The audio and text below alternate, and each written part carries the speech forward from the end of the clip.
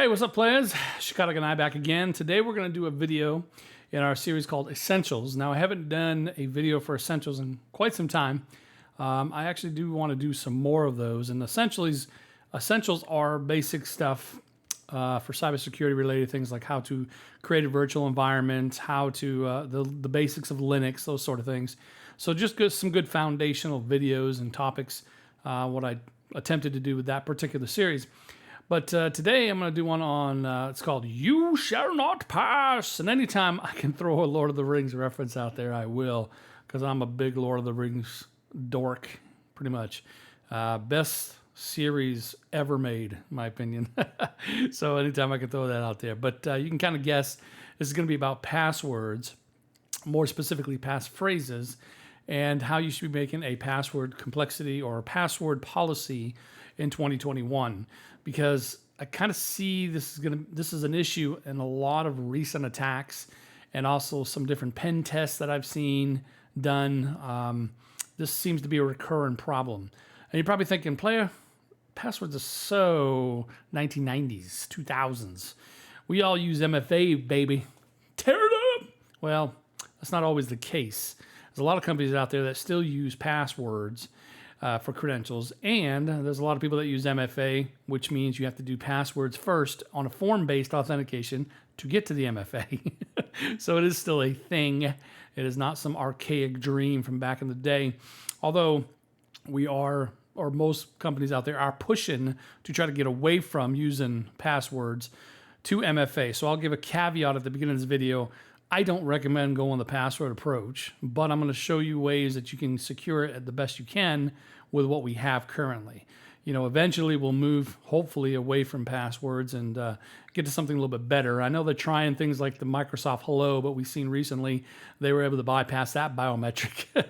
So, yeah, not looking so good on that front, but it's a good attempt, and we like to see those sort of attempts. And, you know, moving forward, hey, you know, trial and error, baby. And that's the way we got to do it.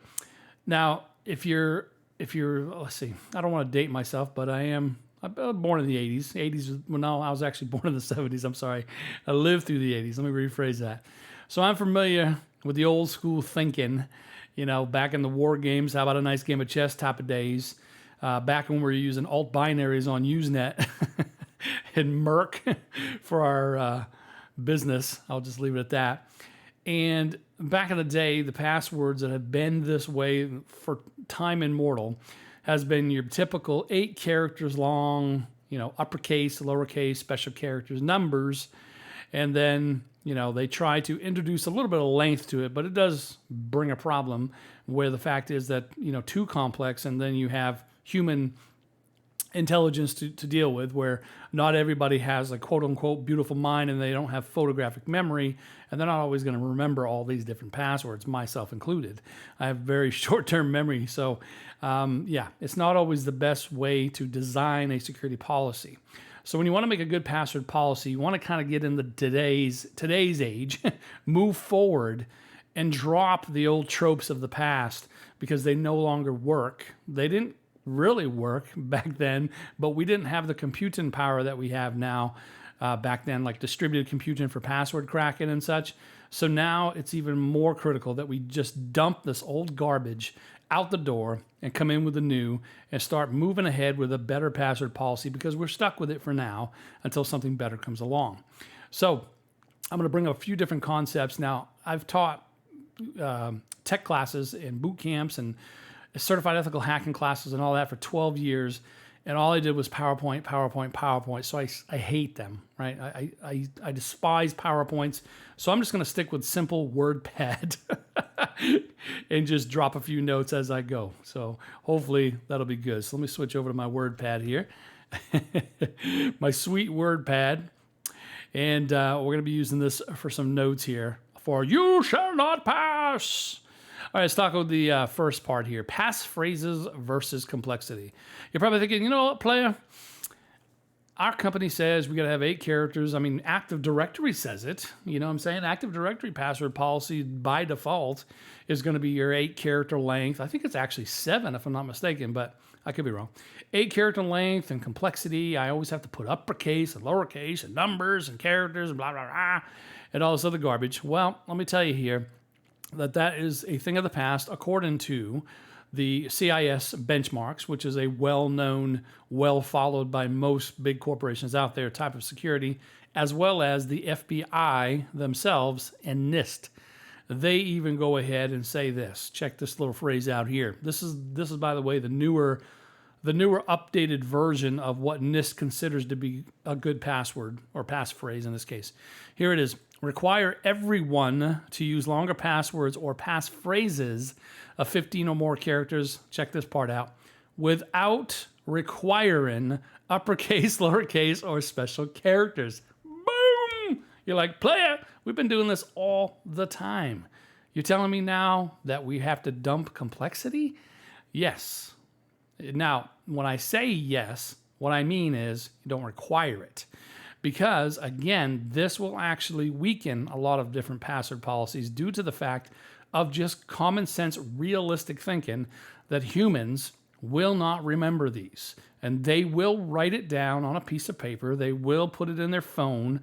Sometimes they'll put it on the ceiling and lean back in their chair and pretend they're, in thought, but the reality is they're looking at their password up here. Sometimes they'll put their passwords on a sticky note and put them in their cubicle. It's just the facts of life. People are going to do that no matter what. So let's not require it, but do require that it has to be crazy long, because length is what brings us the entropy. Now, when I mention entropy is a way to say randomness, right? And when you actually look at password entropy, I won't get into it. And actually, let me do this. Let me do this first. I'd be remiss if I didn't talk about passwords and I didn't mention XKCD, because you have to. It's almost like religious. You have to follow this. This has to be talked about when you talk about passwords. Keep in mind, this is sarcasm, okay? But sarcasm aside, it actually makes sense. So let's talk about this cartoon here. So here we go. Uncommon, non-gibberish base word. Troubadour, and then ampersand and 3. Order unknown. And then we got caps here. We got common substitutions. Instead of O, we put a 0, right? And we do our leet speak where we do a 3 instead of an E, like that kind of thing. And then we have our numerals here. Everything is good to go, right? Everything is good to go. This is a legit password.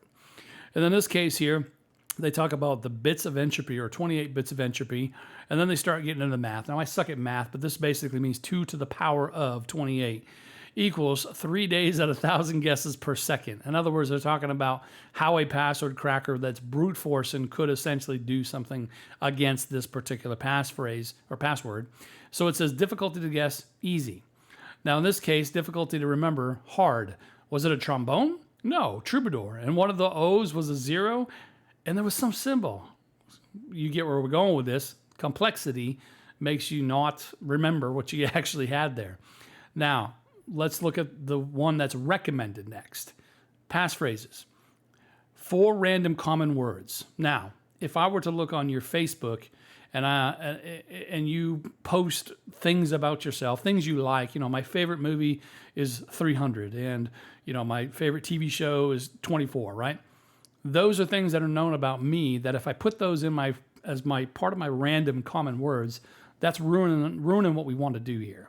You want to pick random common words. Look at this. Correct horse battery staple. What the heck is that? It makes 0 sense. There's no way anybody would guess that this is a passphrase that you would use. They couldn't get this out of it.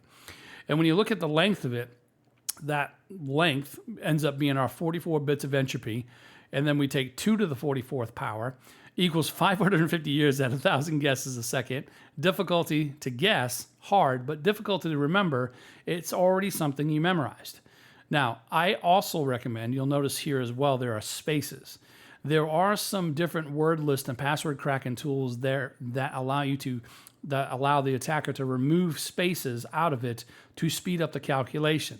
So there are times that a password cracker may actually not be put or factor in spaces into the actual password brute forcing that they're doing, because they're going to think that possibly nobody allows you to make a password with spaces, because it's not very common. I digress and say absolutely 110% always allow the user to add and put in spaces, always. And that way it brings up our character length, and it brings up a little bit more of the difficulty for the password crackers, or makes them work a little harder, where the computation may be a little bit longer and they may give up. But pick something that you know will be a phrase that you can remember, right? So like, my wife is beautiful, she cooks me lasagna, and I love her so. That's astronomical. That is a massive, massive password. And, you know, if I had, like for my Gmail, I won't tell you what it is, but it's a passphrase. All my stuff is passphrases. It's, I believe it's 34 characters long. When I tell people that, they're like, what? What? That's because it's a passphrase. It's something I remember, and it has spaces, okay? And it's something that I know. And you know, that's the way it works. But again, I can't stress this enough. Don't make it something that is something on your social media. Don't put my favorite movie is 300 and say, yeah, I'm good to go. Shikara Ganai told me I use passphrases, common words, and length, and blah, blah, blah.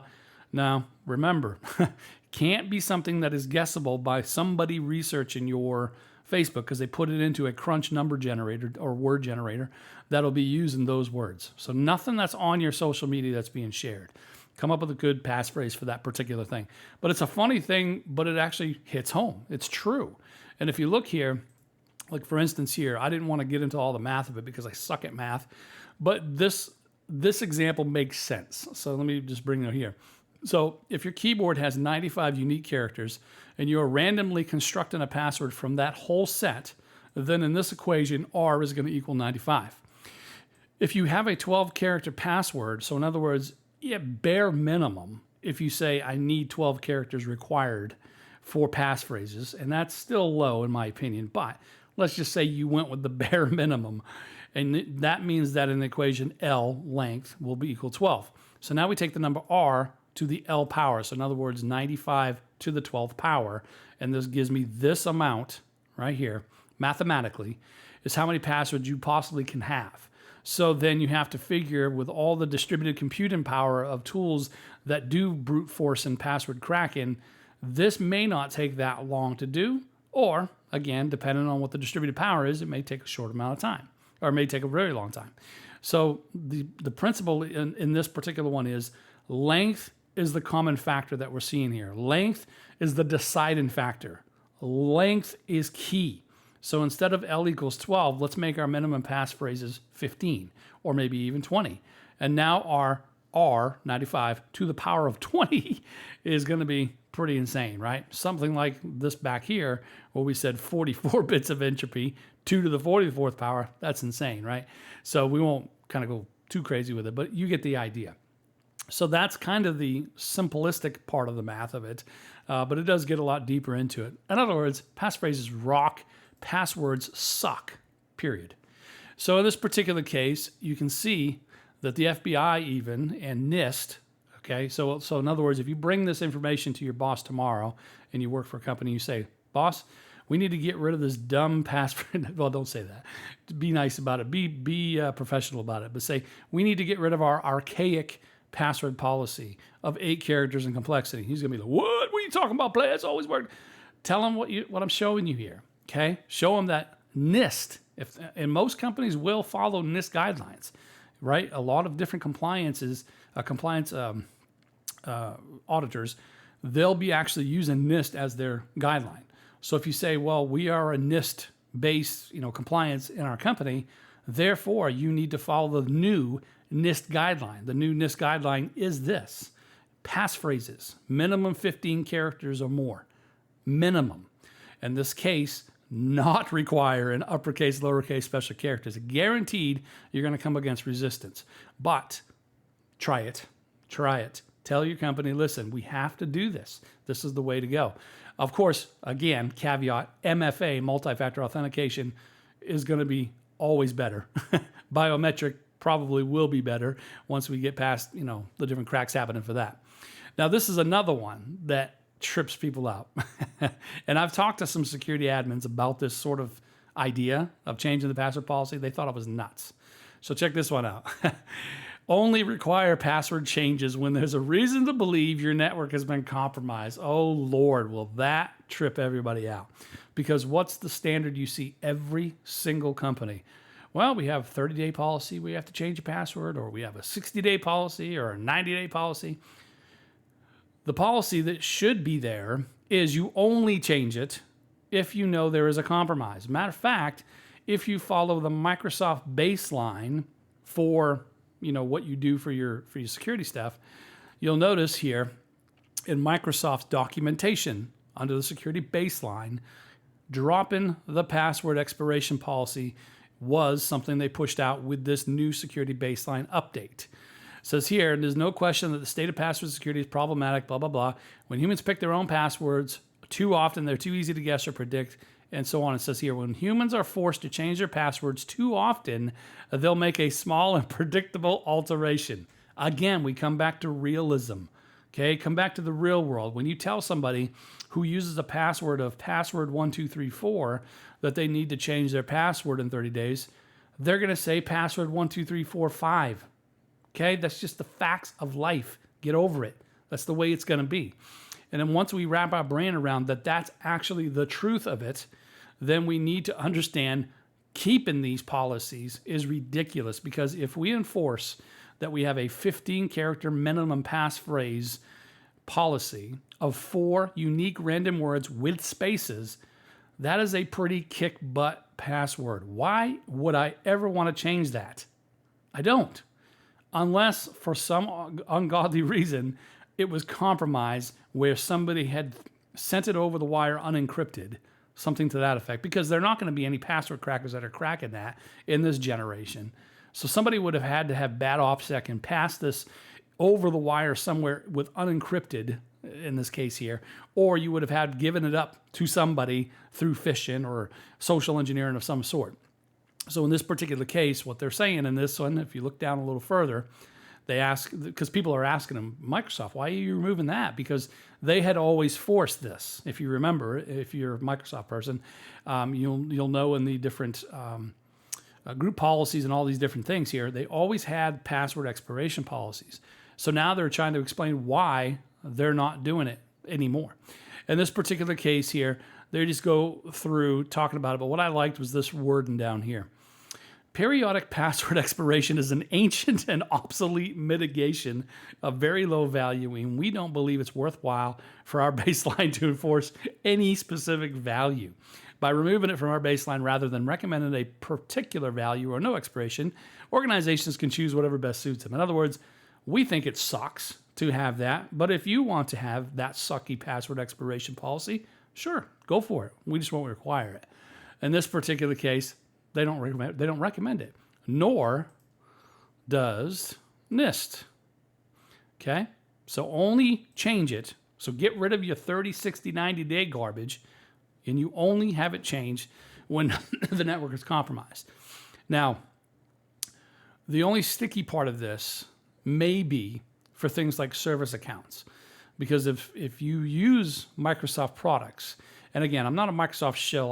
My main laptop that I use all the time is Linux. I taught for Microsoft for a number of years, like 12 years. So I'm familiar with their products and I'm familiar with them. I don't hate them, but I prefer Linux. But the reality is there's a lot of Active Directory out there, and there's a lot of servers that are using Kerberos, and there's a lot of different service accounts. And Microsoft does have something called managed service accounts to manage service account password rotation.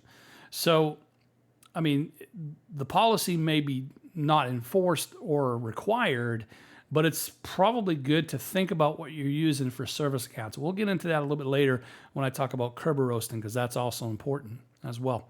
So yeah, password phrases, entropy and length, and password changes. Those are your big ones to start with. Some of these I don't agree with, like this one here. I don't understand this. To help prevent a denial of service attack against your email service, don't lock a user's account after a certain number of incorrect logon attempts. That way, even if an adversary floods your network with purposefully incorrect login information, your users won't be locked out of their accounts. This is odd to me why the FBI put that there. I don't quite get that. But if you look at the CIS one, that's not quite what they say. Is it the NIST? It's one of these. I can't remember. Maybe it's not this one. But that doesn't make any sense to me. I still encourage lockout policies. Most people will say the best way to have user experience plus security is to do 5 invalid login attempts and then lockout. Sure, I'm easy with that. But 3 would always be better. But in this case, sure, whatever. Whatever doesn't make whatever doesn't piss off your majority of your user base, that's fine. When it comes to the lockouts, I would make sure it's so the admin has to unlock it, because you want to make sure eyes on if somebody is doing this, right? So if you're doing monitoring and you're noticing, somebody's attempting 354 incorrect login attempts because you didn't put a lockout policy, well, that would tell you there's a brute force going on, because somebody's not going to enter that in that many times by default. They're using some sort of automated tool for it. So yeah, I would still recommend the account lockout, even though I don't know if this is a mistype or what the deal is, but that doesn't make too much sense to me on that one there. So let's talk a little bit about passwords in general and what's being used to actually crack these particular ones, because sometimes it's mysticized or glamorized in movies and TV, and people are like, hey, you did a couple strokes on the keyboard and boom, pop the password. It's not always the case. Now, a lot of times they use what they call rainbow tables. And when you talk about rainbow tables, you're talking about how passwords are stored. In this particular case, in a lot of cases, not every case, but a lot of cases, passwords are what they call hashed.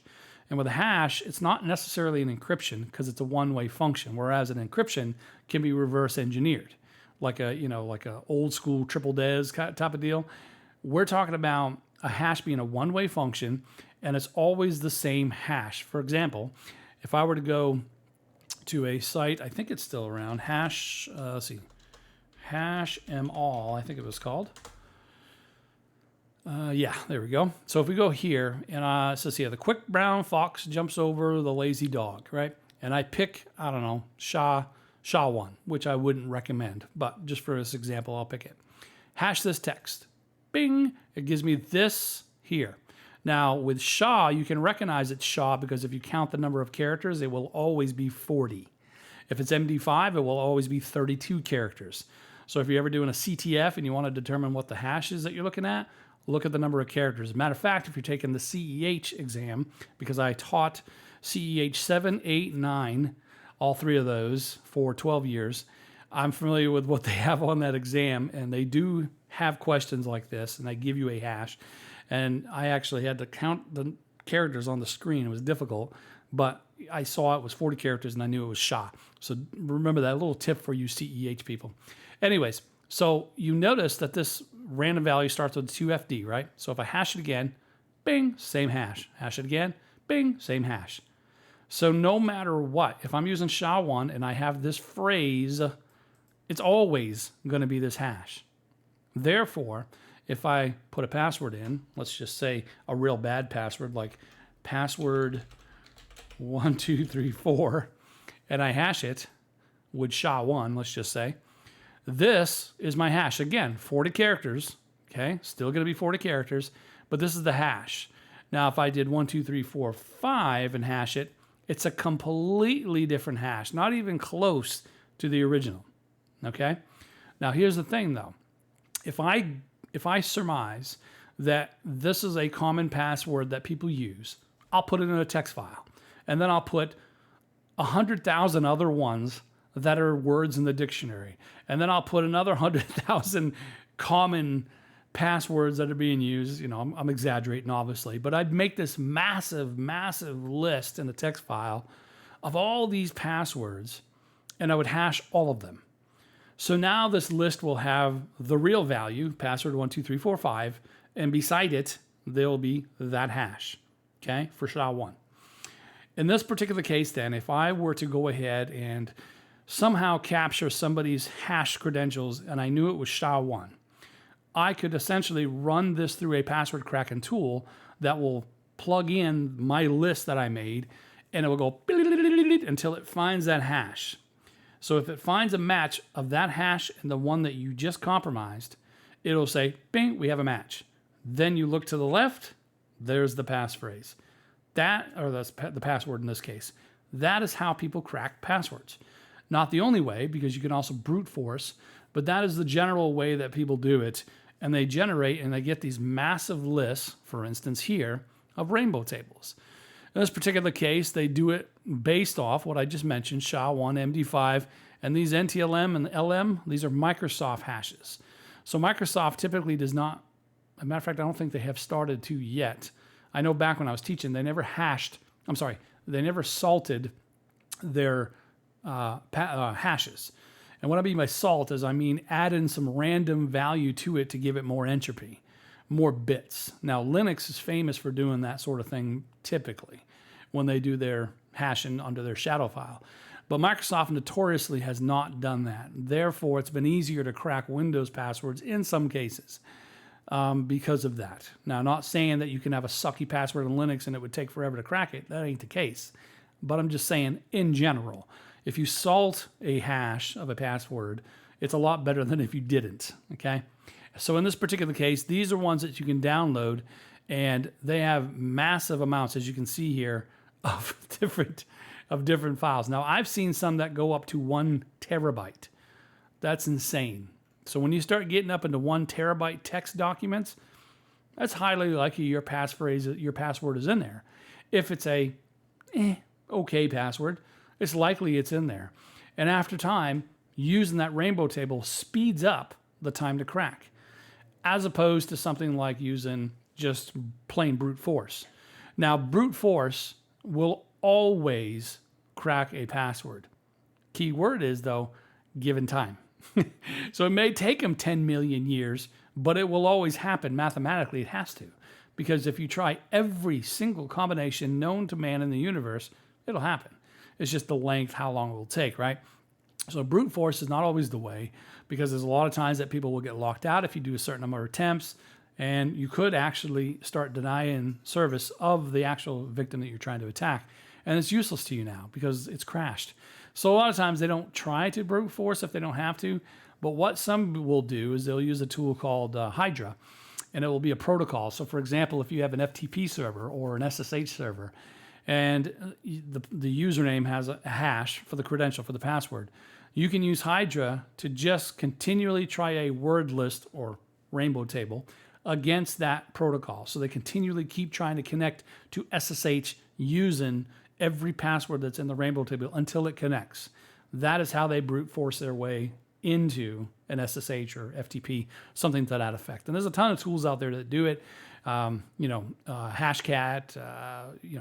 John the Ripper is the most famous, probably. That's the one I use the most. So there's a ton of tools that can take these rainbow tables and do whatever you want with it.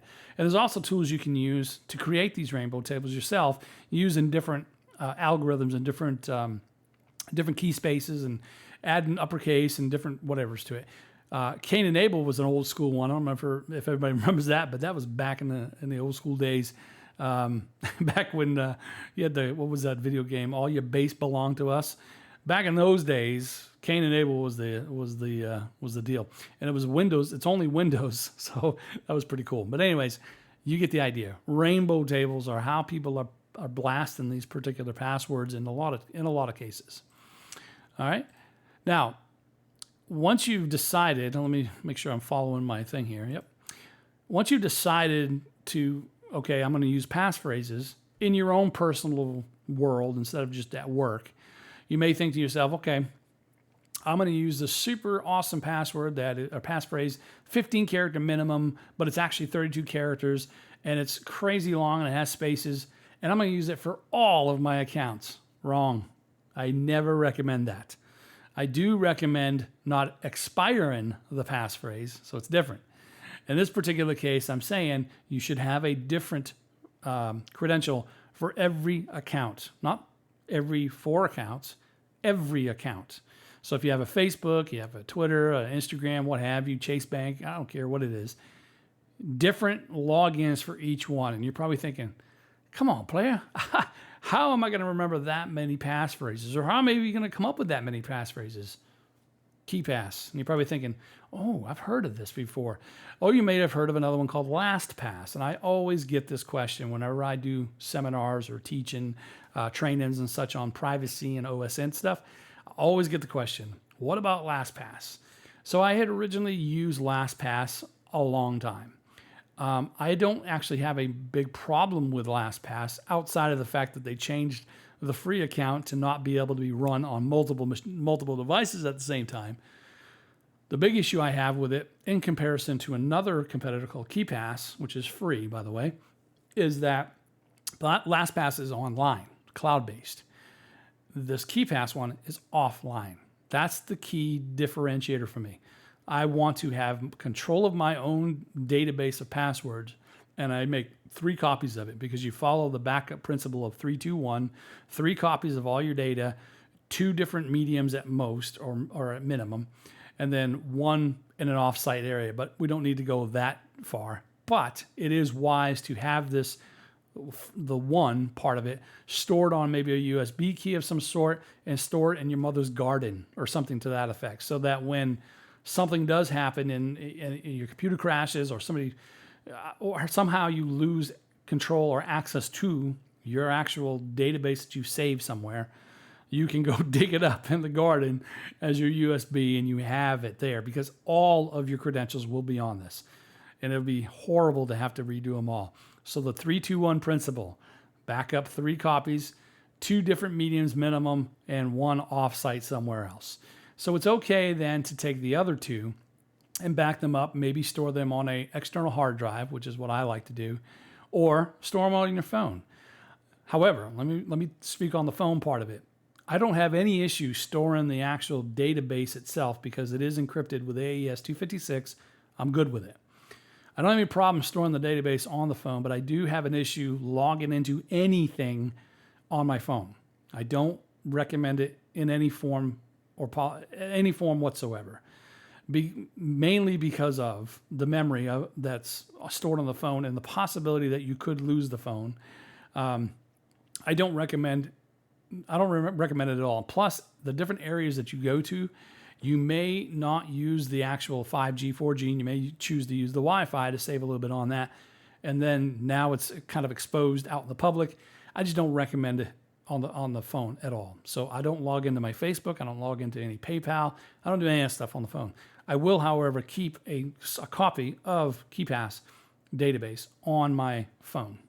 But I also keep it on an external hard drive as well. Now, this is free, completely free, and you run it yourself. You basically download and install it. They have it it's cross-platform, so you can get it for Windows, Mac, OS, and Linux. And it looks like this. Now, here's the key thing. When you create this, they're going to ask you for a passphrase, because you're probably thinking in your brain, okay, I have 50 social media accounts. I have to come up with 50 passphrases. How will I remember all of them? You store all 50 of them unique passwords in KeePass, and you only have to remember 1 passphrase. And that's the passphrase to open the database. So when you bring up KeePass for the first time, or if you leave it, it'll expire after a certain time and you'll have to log in again. You put in a long passphrase. Now that passphrase has to be something you remember, and that has to be super rock solid, because it is the gatekeeper for all of your credentials, all of it. And you can store other information there too, not just credentials, but that's its main use. So the passphrase has to be something crazy long, 32, 40 characters passphrase, super difficult to, for somebody to guess. But once you do create that and you get into the environment, you can see here, I put a variety of different folders that I keep my stuff in. And then I do add new entry. And on here, I would just give it whatever, blah, blah, blah. Username, I'll say Leroy. Leroy Jenkins. So I'll say Leroy Jenkins, and password, my password rocks. And then repeat it again on there, right? And then when you're done, you can save it. I don't even, but yeah, I messed that up. Okay, I'll make it easy. I'll just say password. Obviously, don't do this, but just to speed the talk up here.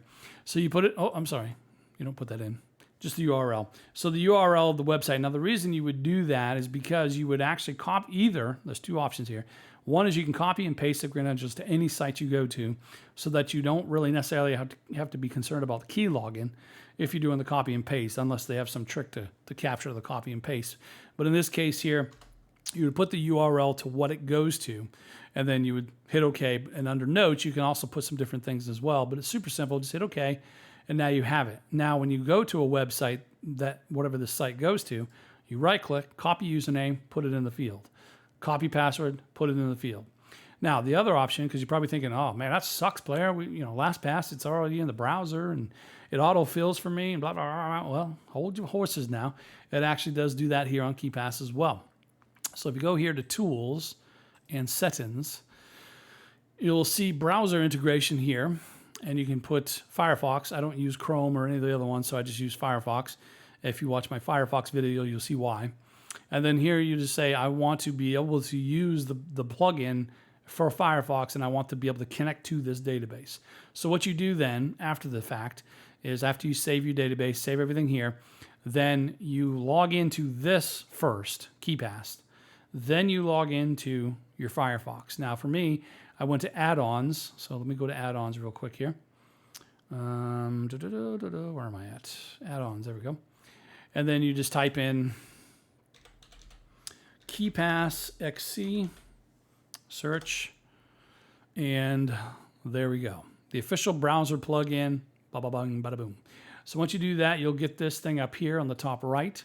And at first, it may ask you to go ahead and click to detect the login fields, but once it does, you should get a green mark up at the top right here, and it will show that it is connected. So now, if I were to go, now that I have it up here, if I were to go to something like my Proton Mail, let's say for instance, and I go to login, you'll see, and the first time you do this, and it will show here, it'll ask you, do you want to allow KeePass to put your credentials and autofill it here? So you say yes, and you check mark where it says remember my decision. Then from there, you can just click there and go ahead and click on them, right? And it will autofill everything, just like that. Super simple. And that way you don't have to worry about your different, issues that you have in this particular case, okay? So in that one, that's kind of the gist of where that's at. Now, those ones there are just some dummy accounts I had set up because I don't want you to know my real stuff that's on there. So just keep that in mind. I kept it short there for a reason, but if you look at some of my Gmail and all my other stuff, which I don't want to show, it's about 32 characters long, so it's insane. But these are just dummy ones that I put up here that I don't want you guys to know about. So we did that just for this one here. But KeePass is definitely an awesome way to do things. Pretty cool stuff. So I would definitely recommend it. You can use LastPass. It's fine. It's still solid, pretty rock solid. The fact is, though, that it has to sync. In order for it to sync with all your devices, it has to be populated up to the cloud. Now, the good thing about LastPass is it does say that they encrypt it first on your machine before sending it to the database in the cloud. So that's a good thing. That's a plus for LastPass. But I still prefer my password manager to be offline. So I'm in complete control of it, okay? So that's just my recommendation. Again, if you want to use LastPass, go for it. One thing you should never use is the browser password manager, ever, period. Never use the password manager in the browser. All right, the other option you have is something they call different passwords per server. In this particular case, there have been some pen tests that I've seen before where local admins may use the same passwords on multiple machines, or you may do it yourself at your home and you have, let's say, 4 computers, and your local admin, you just keep the same one. So it's easy for you to remember, and you can just log into any machine that's at your house, and you're good to go. But the problem with that is, if somebody compromises your machine, they sometimes can pull off an attack called pass the hash. And what that means is they don't need to crack your actual hash credential. They can just get your hash credential and pass it to another machine that's on the network, and it will accept it because it recognizes it against its database as the exact same hash because you're using the same password. So never use it on multiple machines, especially if you run servers for a company. Always have different local admin accounts on every single machine. And you're probably thinking, whoa, geez, that's crazy. Now, this is different than the Kerberos single sign-on. I'm talking about local admin one. I'm not talking about your domain admin stuff because that's managed with Kerberos and all that stuff. But for your local machines, always have different passwords. Speaking of that, there is something called Kerberos that I've seen be more prevalent these days. Here's the thing. If you're not familiar with Kerberos, I'll just give you a short, skinny idea of it. Let's pretend I'm in a domain. Let's pretend I'm in a network at a workplace, and they don't have Active Directory or Kerberos. Okay, and Kerberos is an authentication method that we're going to talk about. So let's say we don't have that in place. Let's say there's 4 servers, server 1, server 2, server 3, and server 4, that I want to access and get information from. I'm the client, and I want to log into server 1. Server 1 will say, what's the username and password? I put it in, and I'm in. I get the goodies from server 1. Everything's good. If you're following good password policy, like I mentioned, server 2 will have a completely different set of credentials. Okay? So now I want to log into server 2. Server 2 says, what's the credentials?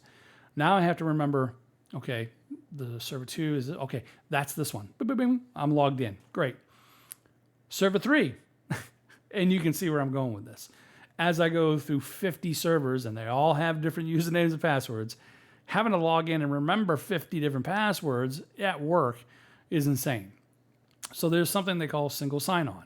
And all it basically means is that when I activate myself or log into the actual domain via something like an Active Directory domain controller, I am already seen as legitimate user on the domain, and I'm good to go there. If I want to gain access to server 1, 2, 3, and 4, what I can now do is use a thing called Kerberos. So think of it like this, and I'll try to make this non-technical. Think of a big pool of keys, and we'll call it a KDC, Key Distribution Center, okay? All of these different servers, server 1, they have a particular token, let's just say, or ticket. We'll call it a ticket. It has a ticket that's assigned to server 1, and it's held inside of this little database. Server 2 has a separate ticket, and that's held in there. Server 3, server 4. All of those tickets are held and managed by this KDC. So if a computer, a client on the network, wants to access server 1 doesn't ask anymore for a username and password. All they say is, give me your ticket. Just like a carnival ride, right? All they want to know is, where's the ticket? So your client would then have to ask the KDC, that big bubble of tickets, hey player, I want to access server 1. Can you give me server 1's token or ticket? And they give it to you because they're authenticated on the domain. They understand who you are. You take that ticket and you give it to server 1. And server 1 lets you in. No longer are you logging in with a unique username and password. You're now logging in with this ticket. And it has an expiration on it, so it doesn't, let you stay on it all day with the same ticket, just like a carnival. A carnival ride may last 4 minutes. That means you have to get another ticket to ride again. Same thing here. There's an expiration that you set as an Active Directory guy for how long these things happen. That is essentially how Kerberos works from a layman's perspective. Okay, it all based on tickets. The thing is that in these tickets, there's some information, and the information could include what they call a service account information or credentials, let's say, for that particular server. So therefore, if I were able to gather or capture this token, this ticket, and take it offline somewhere and try a password cracking tool against it to see if I can crack the key that goes along with that ticket, I essentially now know the service account, username and password credentials for that server. So when they have this thing called Kerberos, that's essentially what's happening. There's nothing really that you can say is wrong with Kerberos in this instance. It's really down to how good is your password policy for service accounts. Now, if you follow the password policy I've been talking about, and they're extremely long, right, and passphrases and this and that, then it's going to be almost nigh impossible for anybody to take those tokens and crack them because it's going to take forever. Now, they still can take the tokens because you are a legitimate user on the domain. So it's not seen as malicious because you're simply asking for a ticket to give. And instead of giving it, you're taking it offline and you're cracking it. This is Kerber roasting. There's tools that automate this sort of thing. So if you have a weakness in Active Directory where somebody can get into a service account, from there pivot to other servers in the network, you have real problems. Which is why it may be wise, if you're using Active Directory or Windows or Microsoft, it may be wise to look into something like they had something back in Windows 2008 R2, I think it was called. It's called Managed Service Accounts. Now, I'm just saying this is an option. This is not the only option. You can make a good passphrase policy. Some people use like credential stores automatically that they pay for a third party to manage all that stuff. If they can let you change the policy of that, it's probably a good idea. So yeah, back in 2008 R2, they came up with this managed service account, and the principle behind this is you create these in PowerShell, but the principle is you do not put a passphrase. All you do is put an account name. So in PowerShell, it would look like a $wingnut, right? That's the name that's on the service account. When you right-click and look at the properties of it, it'll say $whatever. But there will be no password. And the reason why is because Microsoft's OS, the Windows OS, will manage the password. It'll create it, it will rotate it, it will do everything for you. Now, that is a problem if you use, for instance, load balance servers, where you have multitudes of servers in a load balance type of situation, because you would need to create one for each one in there, which is why in, I think, Server 2012, oh, I'm sorry, yeah, I think it was Server 2012 R2, or maybe wrong, maybe it was 2016. Excuse me, they came up with group managed service accounts, which will be the way what you use. Like if you use multiple web servers in a pool, one managed service account will handle all of them. So that is an option for you as well. If you are a Windows house, if you use any Windows stuff at your workplace, it is an option. The other option again is just make better passwords. But yeah, so that's Kerber roasting, and that's where that comes into effect. Now let's talk about multi-factor authentication. And sometimes this gets confusing to people, because, especially on exams, because they like to throw trick questions at you. So be prepared for these on the exam. The typical way that we describe multi-factor authentication is what you know, what you have, and what you are. And what that means is what you know would be username, password, ATM PIN number, whatever. What you have is physical. I have a card, I have an ATM, I have a credit card, I have whatever. And then what you are would be biometric, fingerprints, right? Your physical characteristics. So when somebody says multi-factor, they're not actually talking about username and password. That is not multi-factor, because that's only one factor, what you know, that's it. And that's where they'll confuse you on exams. So they'll throw out, is this, 3 factors, username, password, ATM card? And people are like, oh yeah, I mean, that's 3 things. No, username and password are the same thing, okay? Multi-factor is one from each of those, okay? So a username would be one, a credit card or badge number, whatever, physical badge would be the second there. And then the third would be like a biometric or a fingerprint reader. That would be considered multi-factor. Now, you have a couple different ways you can do multi-factor authentication, and there's some companies out there like Okta and things like that that will do multi-factor authentication. You've probably seen this before, where you log in still with a password, right? Still with a form-based password, and then what they do is they say, okay, click here to send an SMS text message or an email. And what they'll do is they'll send you an email or a text message with a number, a digit, and then you enter that digit in, and that's our second factor. So multi-factor in this case here being sending it to a physical device, I guess. It is kind of confusing because this is still something you know, as opposed to something you have. But that's where these other things come into play that I'm going to show you here. But typically that's what you see for MFA. You see a number or one-time pass key or something to that effect listed there. Another option is you can buy one of these things called a YubiKey. Now, this isn't the only one, but this is the one I've seen talked about the most and asked the most of me during trainings. So this seems to be the more popular one, but it's not that expensive. But you can do these as a USB pluggable one, or you can do it where it comes up next to your phone and you just press the button for authentication. This will in most cases eliminate the fact of them sending you a code. You would push the UV button key there to authenticate. Okay, so it's called a hardware token. They'll call it a hard token or hardware token as opposed to a soft token. A soft token would be software based like this one, Google Authenticator. So you can choose to use a UB key, and that is the one that actually gets you in, for that. And in most apps these days and most sites do support this, right? It is getting a lot wider support than you expect. So your phones support, a lot of these hardware ones as well. So I would definitely look into this for sure. And this is just an example of one. There's more than this. But you may remember like the old school RSA token, the key fobs. I remember back in the day, I did a short stint with Lockheed Martin. And I used to have carry around an RSA key fob.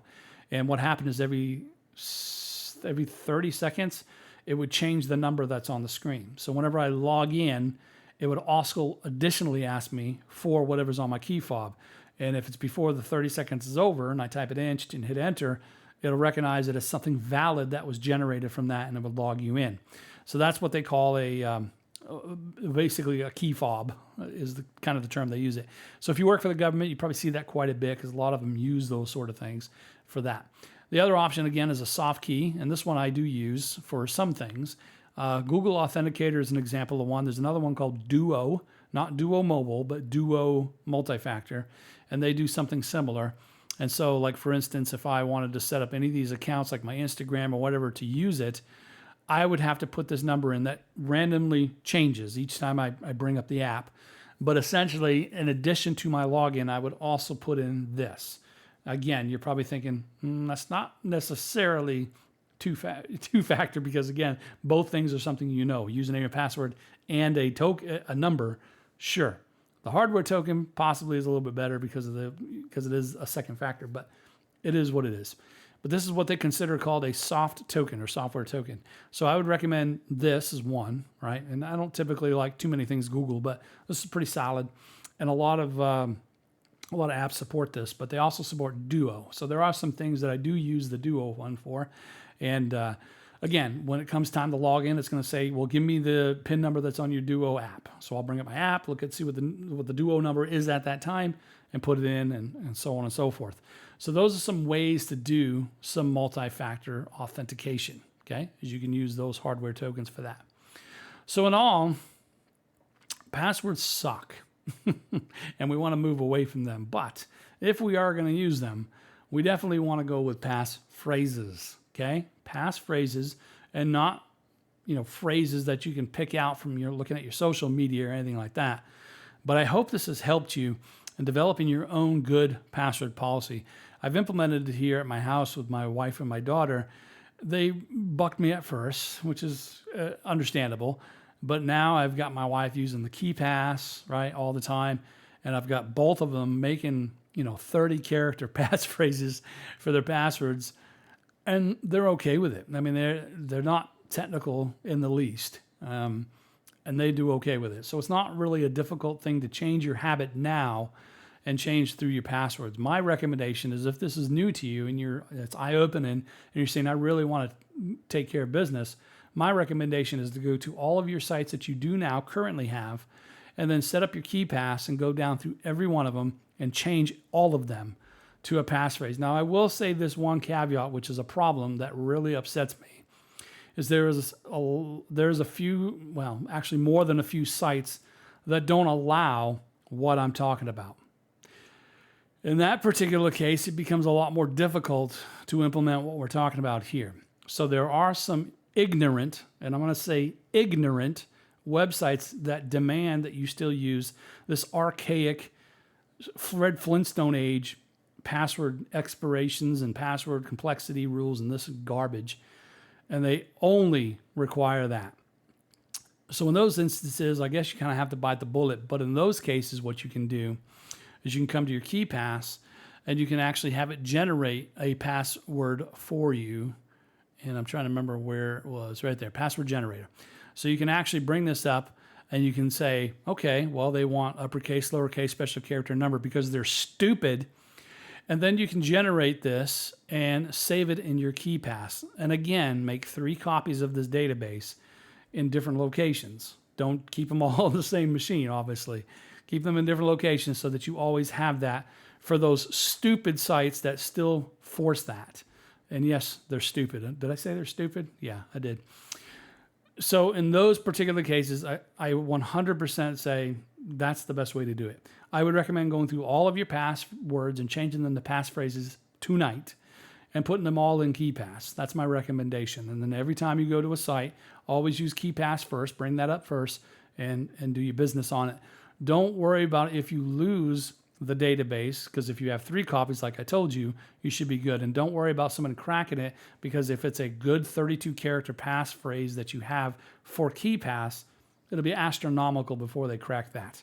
And the AES 256-bit, solid, right? That is the standard for encryption. So the database is good as long as you have that passphrase like I mentioned, right? Strong passphrase. And that will protect your KeyPass no matter what, which is why I'm okay with keeping it on your phone, because if somebody stole that, they got nothing because they don't know the passphrase to unlock it.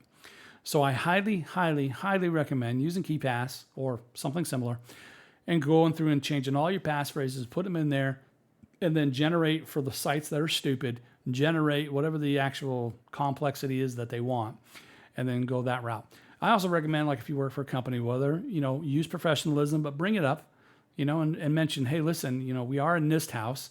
We do follow, CIS benchmarks. So they recommend we change what we're doing. So can we look at this? So be good about it, because they're going to be bucking you at first, more than likely, because it is a pretty big change from the massive amount of years that we've been doing it. But I would recommend reaching out to them and explaining what you've heard today and showing them some of the math, the entropy, because they may ask for that. They may say, well, what's the entropy like, versus passphrases versus, passwords or whatever, and go that route. So I highly recommend it. Okay. So I hope you guys enjoyed this video, and I'm going to do some more essentials probably going up, but I've been doing a lot of the Intel Bytes videos on my YouTube because I am a cyber threat intel guy. And so I'm doing a lot more of those. Plus you guys seem to be digging those from the comments I've seen before and emails.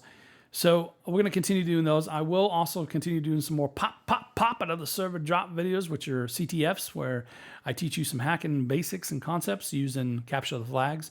And who knows where we'll go from there. But go ahead and subscribe to my YouTube if you're digging the content, and hit your notification bell for any new content. I try to put out at least 2, maybe 3 a week if I can. And, it'll range from different topics. But today's I thought was relevant due to some things I've seen in the news when it comes to passwords. So I hope you guys enjoyed it. And until next time, peace out, players.